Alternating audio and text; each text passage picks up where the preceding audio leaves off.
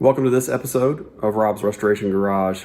I haven't worked on the car in, gosh, it's probably been 2 months. And it's primarily because I needed to do a house project that honestly my wife's been waiting for me to complete for over a year. And so that's what I've been focused on. But I'm getting ready to go back out in the garage. But before I can get started in there, I've got to clean up the mess that's been created by this project. So let's walk out there and I'll show you what I'm dealing with. Now, if you don't have a strong stomach, you might want to turn away or fast forward through this part of it. Don't say I didn't warn you. Oh, it's a complete disaster out here. I had to turn the car on its side to give myself enough space to focus on this project, and I've got to get all this stuff cleaned up, haul all this stuff out of here, make some space, and get back to this project of working on the car.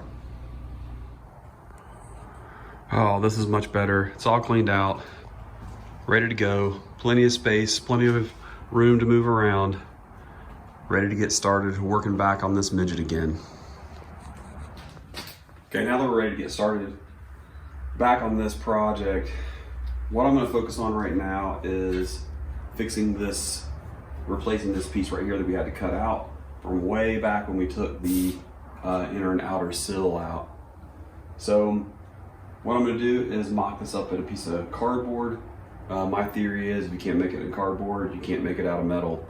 So I'm going to mock it up in cardboard and see how that looks, and then I'll cut it out of metal, bend it, and get it ready to weld in. So here's the spot. I've cleaned it off, and I didn't cut straight all the way over because I didn't want to get into this lip and try to have to recreate that. So I moved down when I cut it out originally. So what I did is I cut this out of cardboard. Here's my mocked up piece. And go something like this. Slide it down a little bit.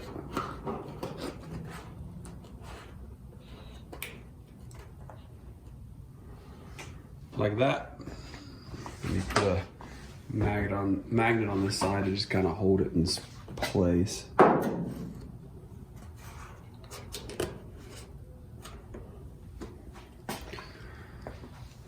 So that's what it looks like from the cardboard perspective. When I cut the piece out of metal, I'll try to make this a little bit wider. You can see I've got a little bit too big of a gap than what I really want. Probably over here too. So I'll make those adjustments on the metal. I'll cut it a little bit bigger, and that'll allow me to bend it and fit it in. This has also got a little bit of a crown to it that the cardboard doesn't show, and so I'll use a beater bag or whatever to try to get that just a little bit of a curve or a crown to it. But we'll cut that out and out of metal, crown it, fit it, and then weld it in. There is space from the back side over here. Let me show you what I mean. I can go in from this back side in this cavity right here and try to clean off as much of the back side of that so that it just welds nicer. I really want it to be as clean on both sides. And then even from here, I want to try to get this to line up right so that it looks like it's been one piece and it just continues this little curve. So those are all little nuances I'll try to work through before I actually weld it in. But I've got the piece of cardboard cut. It fits good. I'll cut it out in metal and see if I can get it to fit. So this is a piece I'm going to use. I think this was a part of the rear quarter on the passenger side. Nothing wrong with this up here. Actually, it already has a little bit of a crown to it, so it might work out great. So what I'm going to do is just take the flattened out piece, probably scoot it up a little bit, save as much of this as I possibly can. Trace it out with a Sharpie marker. Maybe move it over. And cut it.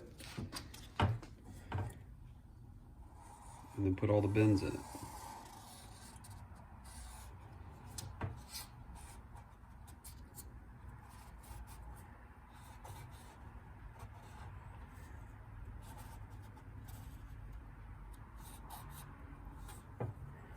And honestly, you know, I said that I wanted to make it a little wider at the top. I'll just cut on the other side of the line, because the Sharpie marker makes a pretty wide line. And so I'll just cut on the top part of that. And it should give me the extra space I need to not have that gap be so wide when I go to weld it.